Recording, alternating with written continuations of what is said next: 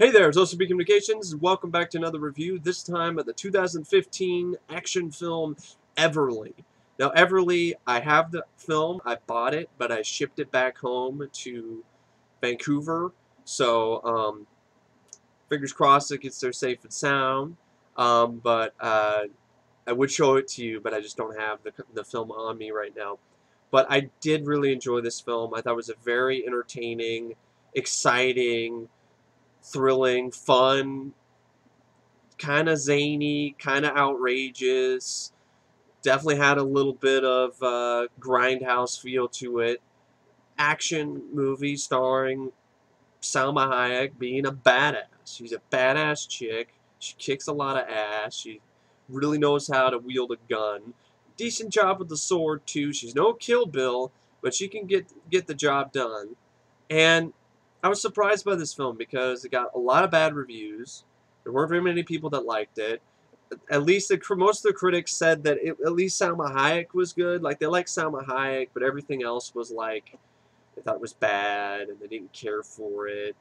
They thought it was, I think one critic said that it was just too pulpy or too ridiculous or too grindhouse. And I'm like, what's the too violent? Yeah, one guy actually said it was too violent. It was too violent. I'm like, come on now, it's too bloody and violent. Well, you're a prude, and you shouldn't be watching movies like this and reviewing them then. Seriously, it's rated R. Too violent, too bloody. Fuck off, please. I've had enough of that shit. I've had enough of mainstream critic reviewers or people who actually have jobs reviewing movies who look at an R-rated action movie and whine and complain about it being too violent. Motherfucker, it's supposed to be violent. Shut up, please. Bitches, leave. Anyway, did it have its problems? Yeah, there were some issues. I thought some of the shots, some of the way, some of the edits were kind of wonky, kind of not exactly what I would have hoped. I thought there's some parts like this guy who's a masochist who likes pain, and somehow he can survive getting shot like 5 times. Not really explained very well. He shows up later in the film and tries to do a little bit of one of those fake out suspense moments where, oh my god, it's a jump scare, or it's a surprise, he's still alive, and it's a shock scene, or he's going to try to kill a little girl, and it doesn't lead to anything. Um, some of the CGI is really bad, especially at the end when there's a pan up a building. It's really shitty. Looks like a PlayStation 1 game. Um, and the score, for the most part, I mean, there's a little bit of stuff that was all right, but there's nothing that's that memorable. That's one thing about another thing about the film, that it could have a little bit of a score that was. I mean, the score wasn't terrible. It didn't make me want to put screwdrivers in my ears, but wasn't fantastic either. Um, and the action, it was fast. It was fast paced. It was furious. It was entertaining.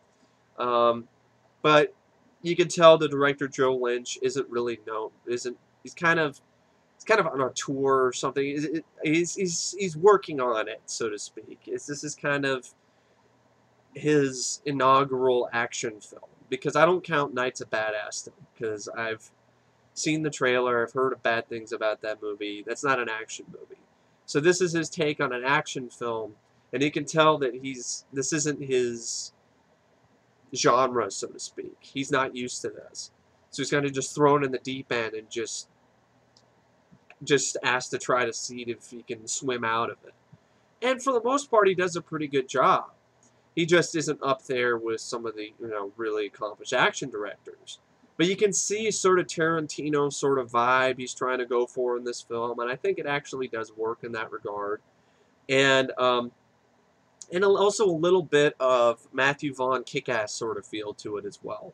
Not as energetic as Kick-Ass, not as much energy or vibrance as Kick-Ass has, but it has a decent amount of it to at least keep the film going. It keeps your interest. It keeps it throughout the whole film. I don't think Everly is boring. It definitely is an exciting, fun action film. And it's held together by a great performance by Salma Hayek. I'd probably say she's the most believably badass chick in a movie I've seen since Uma Thurman in Kill Bill.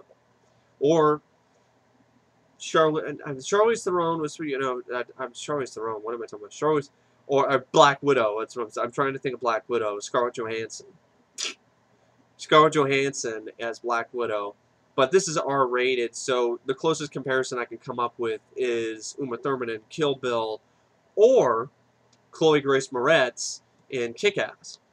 But she definitely kicks a lot of ass. It takes a lot of names. It was nice to see a chick kick this much ass and do it believably, wield a gun really well, know her way around, a fight, and be able to win you over. It was nice to see that. It was nice to see a hot chick kicking ass in a believable, truly badass fashion again. Because Colombiana ain't it. Everly can wipe the floor with Colombiana, with Zoe Saldana and her toothbrush of death.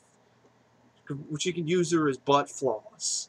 I mean, fuck Colombia. You want to see a movie with a chick that kicks a lot of ass? Watch Everly. Not Colombiana. That's a piece of shit. Or that movie with Gina Carano, whatever the fuck. Haywire, I think. That movie, which I have heard really terrible things about, and she didn't do barely jack shit of anything. Or those Hunger Games movies and the Divergent films, those teeny bopper, tween-age action epics, which everyone's all loving. And this is the new action genre, is the Hunger Games movies. And I'm like, fuck that shit. Everly can kick the shit out of Katniss Everdeen. Fucking take that arrow she has and shove it up her culo. Anyway, yeah, you can see I'm not a fan of Hunger Games, and not a fan of the Insurgent films, or the Divergent series, or the Maze Runner, or any of these young adult action movies. It's really pathetic. It's sad. This is what the action genre is becoming, is this PG-13, limp dick, no balls, completely limp and vapid, just devoid of any fucking thrills or genuine moments of badassery. And Everly is a film that delivers those moments. I mean, she fucks up some guys with a shotgun. There's some good shotgun fun. Grenade launcher blows up some guys with a grenade.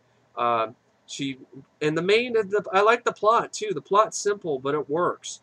Everly is pretty much a whore. She's a sex slave / whore / assassin for the Yakuza.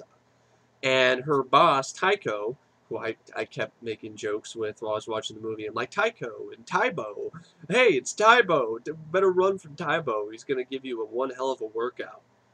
And I just thought it was a funny name for the villain. Taiko, I mean, it doesn't really sounds like a toy company. It is a toy company. Taiko. Taiko is a toy company. What does he sell? Dump trucks? To sell toys on the side? Is that how he funds his Yakuza empire, with drugs and toys? But anyway, I just thought it was funny. And the actor who plays him, I thought he did a really good job. But he looks so much like Bruce Locke. He looks like a spitting image of Bruce Locke, the shitty robot ninja from RoboCop 3. That I thought it was him until I looked at the credits. I'm like, oh, it's not him. Okay. But I was like, holy shit, he looks exactly like him. And the guy did a good job acting-wise. He isn't really in the film that much until the last half. Other than that, you have the other assassins. Some chicks try to take out Everly. She takes them out. And that's kind of what the plot is. She manages to get away from her. She's disgraced for something, like she did something. It's not really explained what she did to disgrace Taiko, but Taiko's had enough of her and basically sentences her to death. He puts her in house arrest in her apartment, and he's gonna send all the assassins there to kill her. She has a hit on her pretty much, and she has to survive the day or the night. Survive the night if she can. And all the while, she also wants to reunite with her mother and her long-lost child, her daughter. So she sets it up where her daughter and her mother also come to the apartment, because she realizes she can't really she can't leave. So you have a little bit of a firefight in the beginning, which is pretty fun. And there's this this nerd, sort of nerdy Asian guy who gets shot, and you think he's dead, but he's not. He's just slowly bleeding out from his stomach. And he befriends Everly, and decides to help her out, and to make it kind of look like a normal sort of house, a normal way for her to meet her daughter and to meet with her mother again. And so there's definitely a little bit of black humor in this, which I definitely do appreciate because I'm a big fan of black humor. I do like black humor when it's done right. And I really did get a decent amount of chuckles with the scenes of Everly cleaning up all these bodies with Christmas music playing in the background. And it does take place during the holidays, which is interesting. It's like, was the writer inspired by Shane Black? That's the only thing I can think of. And so she brings in her kid and her mother, and then they get involved in it because more hitmen try to come in and take her out. The cops are ran by Tycho as well, so they don't try to take Everly out, but she stops them. Because what she originally got, the reason why she got her daughter and her mother, it's not just because, hey, I want to be reunited. It's to save their lives too, because they were going to be taken by Tycho and killed. So she called them and told them to leave and get away. And there's a pretty tense moment where she's on the phone talking to her mother, and there's a moment of pause where you're like, wait a second, what happened? Like, did her parents get killed? And you find out, no, it's not the case, thankfully, and they make it out safely. And then the last few halves of the film, Everly gets taken by this sick fuck named the Sadist, who has really messed up ways of torture, like medieval torture devices and stuff. He has these bottles, which some have nitroglycerin or some have sulfuric acid. Starts torturing Everly first by pouring drops of water in her eyes. But you think it's something else, but it's just water because he wants to fuck with her.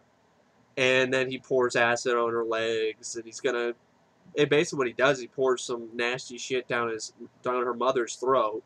That pisses her off. She gets out of her restraints, kicks some ass, and then gives the sadist his just desserts in a really cool way. She just takes the sulfuric acid and dumps it down his throat, and his blood's all pouring out of his mouth, and he's like fizzing and everything, and it's a practical effect.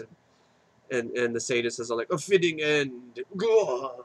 You know, it was a really good bit of gory business. And this film is bloody. This film is gory. This film is violent. This film has balls. And that was a nice touch. I really liked that. It was nice to see the blood flow again in an action movie. And it was nice to see Salma Hayek in a film like this, because I am a big fan of Salma Hayek. I think she's still really hot. I think she's gorgeous. And she kicks a lot of ass, and I gotta admit, this is one of my favorite films I've seen her in a long time. So, performance is great, the action is solid, it's entertaining, it keeps you involved, it gets your adrenaline pumping, the blood starts flowing, and it's nice, and it's cool, and it's practical, it's not CGI, which is nice to see.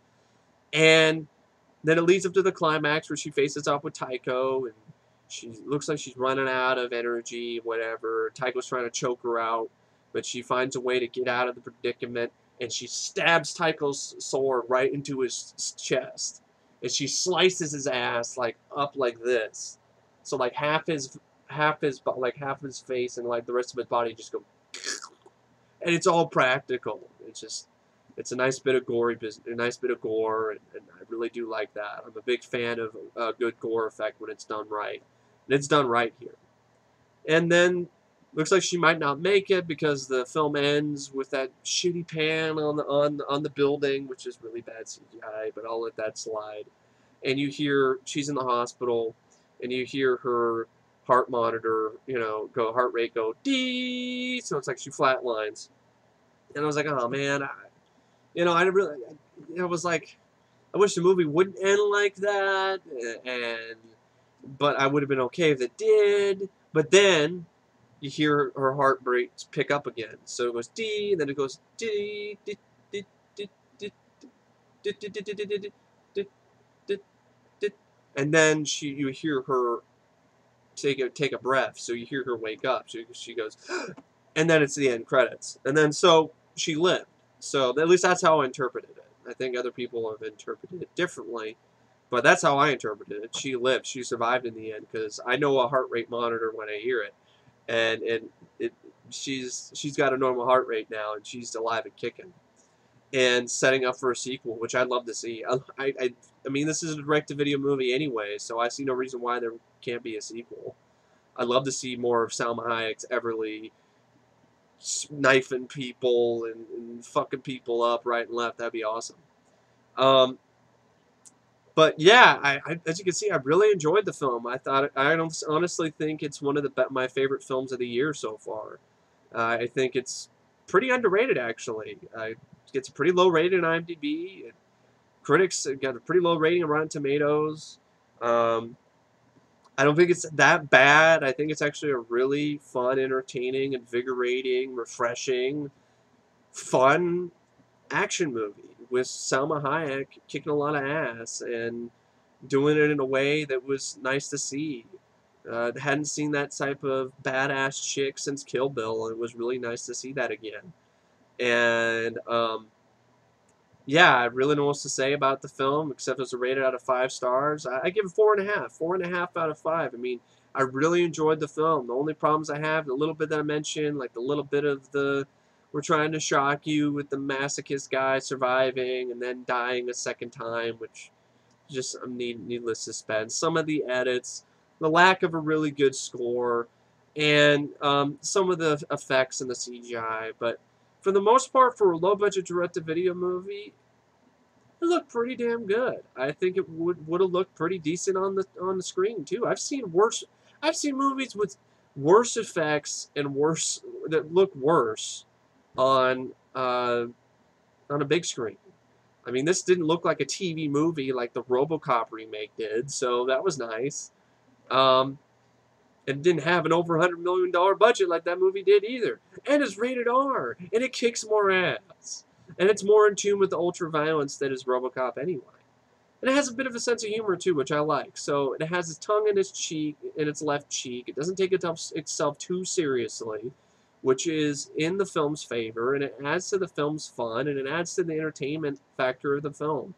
Honestly, I recommend it. I recommend Everly if you're a fan of the old school action flick, if you're fine with a little bit of, you know, comedy or black comedy with your Gru, if you're fine with that, with your Gru and your gore, have at it. Anyway, thank you for watching my review of Everly, and I will see you guys later. See ya.